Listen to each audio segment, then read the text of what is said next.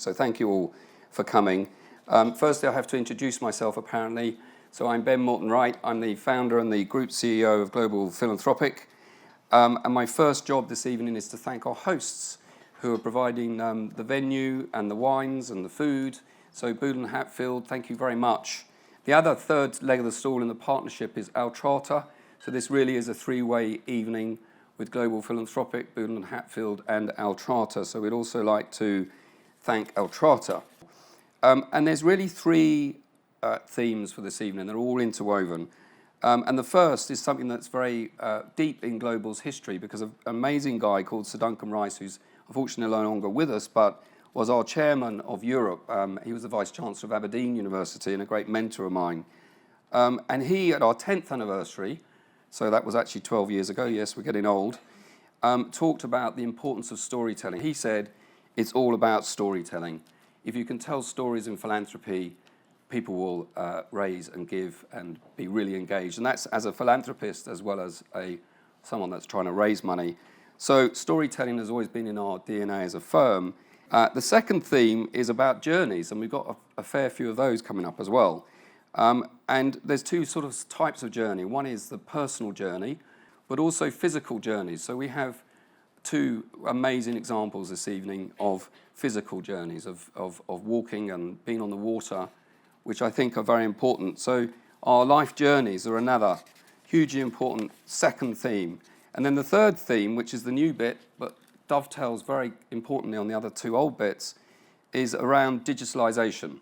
Digitalisation is just incredible, and it's changed everything all at the same time really fast. That we know for sure. But what we're really interested at Global Philanthropic is about that interface with philanthropy. What has happened in digital with philanthropy and how we as a firm might respond to that. So we're going to try and unpack that tonight. We're trying to take a lead in it as well as one of our key sort of strategic missions as a company. But we really are in listening and discussion mode tonight. We're going to share with you some of our thoughts, but I think it's affecting us all differently, and it's a rapidly moving subject. So thank you very much, Claire. We're going to just say a few words of thanks to you first, but also you might have a chance to do a few digitally. A few words of welcome, and then we're going to hand back to our first key speaker, Lady Edwina Grosvenor. So Claire. Thank you, Ben, and hi everybody. I can't actually see you right now, but I saw you entering the room and taking your seats, and it looked like there was a real buzz in the room, and I'm really, really sad not to be there tonight, as Ben mentioned, sadly. So for those of you who aren't as familiar with our firm, Boodle Hatfield, well, where have you been? Because we've been around for over 300 years now, working with both a wide range of UK and international families, providing them with support that they require in respect to both their personal and business affairs. My personal focus is on succession planning and obviously philanthropy, working with successful entrepreneurs and business owners who want to use their wealth to affect positive change to society. And these discussions arise from a focus on legacy and what that means to the clients that we work with. When you start to focus quite deeply on legacy, we often find that clients will really want to think carefully about what they care about and where they feel they can really make a difference with their wealth. But we very much believe that we are a wheel in a far larger philanthropic cog. And so alongside the technical, legal and tax work that we deliver to our clients on how best to affect their philanthropic giving, we also spend the time connecting with the right philanthropy networks and experts, such as Global Philanthropic, to learn and achieve more alongside them on how they can best achieve their giving objectives. And on that note, I'm a really big believer in the power of bringing people together to talk, to learn, and to inspire each other. And that's very much what tonight is about. And we are so delighted that such a large crowd are in attendance to listen and learn. And it's our pleasure to host you and the receptions afterwards to enable you to network. Global Philanthropic continues to develop a really excellent leadership team, and it's really exciting that both Lady Edwina Grosvenor and Srishti Bakshi have now joined the group, and they're going to share more of their experiences of being philanthropists tonight. And I also can't wait to hear more from the panel on the topic of digitalisation and how that can drive even greater impact in the world of philanthropy. Well, thank you very much for being here this evening, and to Boodle and Hatfield. My family, the Grosvenor family, have had a long affiliation with Boodle and Hatfield, and it's so great to be part now of the Global Philanthropic family too. So thank you so much for asking me to be the chair of the advisory board. Cut to the age of 18, and I found myself in central jail in Kathmandu in Nepal. And I was on my gap year. And that was really the first time that I think my philanthropic journey really kicked in, because not only did I fall in love with prisons, which I know sounds an incredibly strange thing to say, but it's true. And I fell in love with the Himalayas. I fell in love with the Nepalese people. But I went on to study criminology from there. This September is my 25th year of working in the prison service in this country, but I've also worked in prisons around the world, in Hawaii, in California, South Africa. So I decided to design what we are now operating and running. It's called Hope Street, Hampshire, because it sits across the county of Hampshire. And we have designed a gender-specific, trauma-informed building where women now can come on remand, sent from the magistrate's court. They can be sentenced to Hope Street on a community sentence. Women can come to us if they're eligible for early release from prison, and women can come to Hope Street on the probation contract. And the idea and my hope is that we replicate it, we scale it, because if you start putting Hope Streets into other counties, then you can start reducing the female prison population, which of course ultimately will help with the overcrowding crisis and will drive functionality into a very, very dysfunctional space. Well, over to you, Nick. Tell us about yourself and a little bit about Altrata. Sure. So my name's Nick. I'm from Altrata. I'm an account manager. I look after 50 plus charities and non-profits. So Mouth-Free Marion specifically, I've been working with them for the last year, and they'd identified a lot of individuals, high net worth individuals they wanted to engage with, but they were at a sort of crossroads.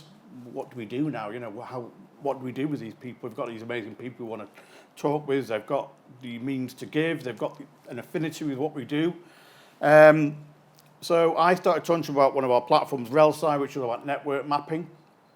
So it's about leveraging your existing connections, board members, trustees, sponsors, ambassadors, supporters, anyone that you're close to see how you can get connected easily with those individuals. From there, that was good, but then also obviously it's all about the storytelling. And as I said, Mouth-Free Marion, curious name. Marion is an island just off Africa, just off South Africa.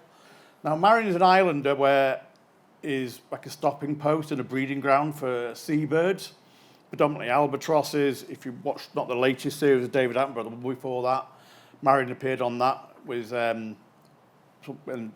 particularly illustrated penguins. And the invasive species there is mice, which eat the eggs of the seabirds, and they shouldn't be there basically. So Mouth-Free Marion is all about eradicating that. So what a great story, because as soon as you meet someone, you say, this is what it is, this is what it's called. What does that mean? So really, it was about setting them on that journey to identifying individuals they want to connect with, how they could connect with them, and then what the story they would tell them to engage with them.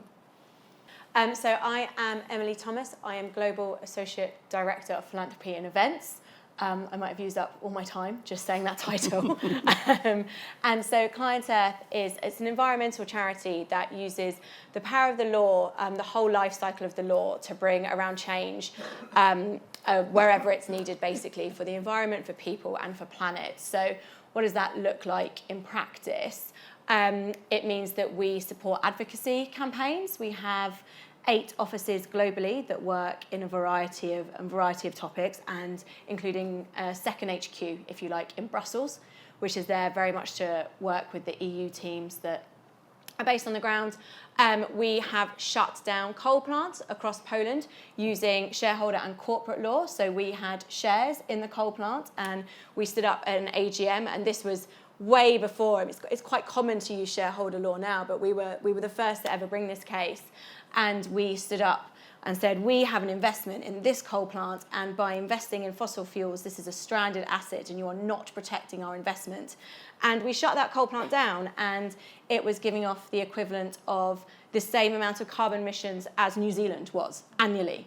So it was a huge success to close it, and we made a good return on our €30 investment that day, and it just shows the power of leverage, and that's kind of what Client Earth are about. We're quite small, but we try and hit above our weight a lot.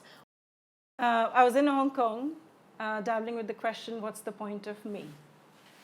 And I had spent around 10 years in corporate marketing and branding in different FMCG companies, so very hard core marketing and branding, which brought me to the question of what is the point of me and what I'm going to do, because I was a very loud women's rights champion, but on the internet, which is firing away my anger on keyboard every time I heard something that did not sit right with me. So I came across an article from back home. I left my job because I could not stand it, that women are unsafe in my country and little girls are unsafe in my country, and they're not able to access the equality and equity that they deserve. So I came back to India. I decided to walk 3,800 kilometers from the very south to the north, meeting people. From the very beginning, my journey was what I call a phygital journey. It was physical and digital as well. So a lot of people ask me, why did you decide to walk? And the reason is that, when you're very angry and someone says, go take a walk, I just took a very, very long walk. But what I did was be able to meet 100,000 women, hear their stories. It was difficult as hell. And then take those stories to global platforms and tell their stories in a very authentic way through digital platforms.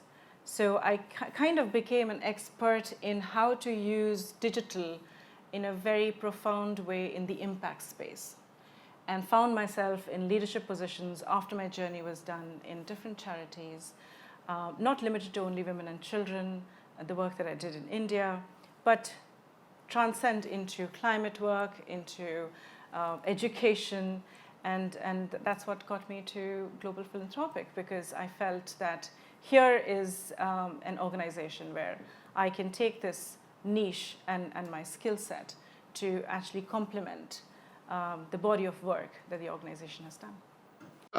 So my journey through life, really, I was a professional yachtsman. I worked in the West Indies on other people's beautiful yachts, and that was my destiny. It's what I wanted to do. It's how I was going to spend the rest of my life. Unfortunately, I had an accident when I was 18 years old. I dived into shallow water and broke my neck, and have been paralysed from the chest down for the last 40 years. I can't believe it's 40 years this year. And I'm quadriplegic. I use a big heavy wheelchair. I can't move my fingers and hands at all. And I rely on someone to look after me 24/7. That person has been my wife for the last 40 years. Tell us a bit more about what you did 17 years ago, and because you're doing the same thing but rather faster. Yeah, so 17 years ago, 2007, I became the first quadriplegic to sail, or disabled person even, I think, to sail single-handed around Great Britain. I did it in a tiny dinghy, and thanks, Ben, for holding up the book. I think you're the only one that bought a copy of it. It was in a 15-foot dinghy. I sailed around Great Britain. It took 110 days to sail around the country. We visited 51 harbours, which was just phenomenal, really. It was a real, true expedition in every sense of the word. My wife was on road crew driving a motorhome, a wheelchair accessible motorhome, with our 5-year-old son. And that was, I called that my personal Everest. Took 110 days to complete 1,500 miles. And it seems a lifetime ago now, but it was with that in mind, this whole sailing piece, that I went on to become the first quadriplegic to sail the Atlantic Ocean. I did that in 2009. And at that time, technology improving a bit more, proving a bit better, and able to do live broadcast back from the middle of the Atlantic using Inmarsat technology, helping raise awareness and money for what we were doing at the time, which was raising money to get more disabled people on the water, which leads us quite nicely, which may be your next question, Yeah, Ben. wet wheels, of course. Tell us about wet Wet wheels. wheel. In fact, I have one behind me, as if by magic. This is a model of what Wet Wheels is. Wet Wheels. So Wet Wheels, I founded in 2011, and I founded it out of a need to find ways to get disabled people of all ages, their friends and their family, out onto the water. My next big adventure, which is to take this very boat, Wet Wheels, around Great Britain. And today is day 2. I've literally. How's it going, Geoff? Very well. We left London yesterday, and I arrived in Dover at about 4 o'clock yesterday afternoon. We've had the website. There's a Where's Geoff tracker on the website, so anyone who wants to find out where I am tomorrow and to keep an eye on me, just go and take a look at finishingthedream.co.uk. And since yesterday morning, we've had 70 media mentions on digital mentions from different agencies, 70 around the world since yesterday's press launch. So the journey today is quite literally radios and telephones going off, notifying the press where we are, doing interviews. It's not quite the same as it was 17 years ago. It's different.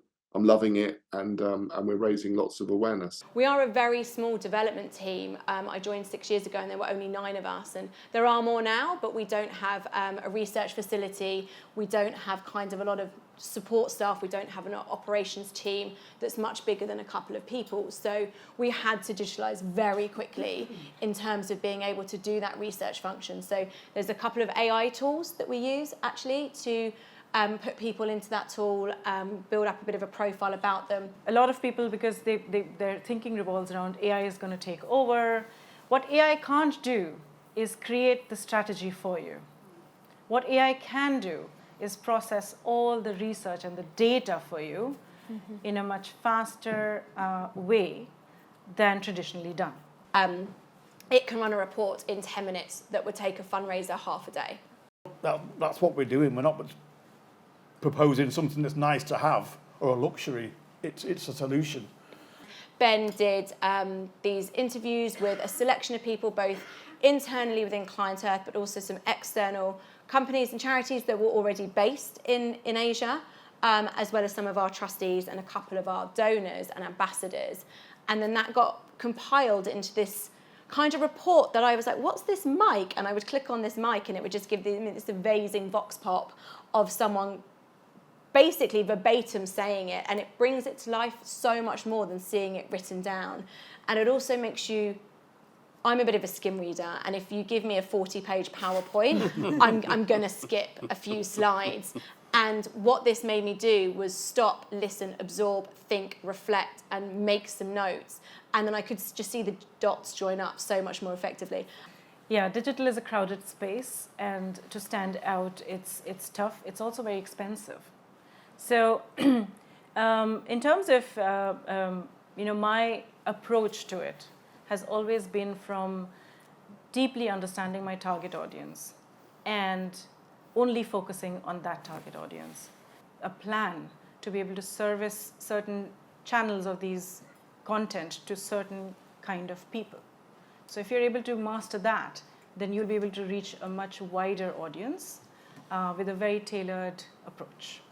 We almost need to focus on how we can start building the forces for good, while also trying to dismantle the systems that are difficult to operate in. So, and you have to think about what's the cost benefit of doing that. So by using your tech tools, what's the cost benefit? Are you then in creating your startup that's then going to have this huge impact, and it's worth that at the time? And then when you don't need to have this kind of onslaught into research, you can start slowing down the amount of tech that you use, and maybe you can grow your team and you can have someone on site, or you build a development board and they can do some of that work for you. Please do mingle. Thank everyone. Thank you, my panelists. Thanks for the sponsors and the partners. Thank you all for coming. Thank you.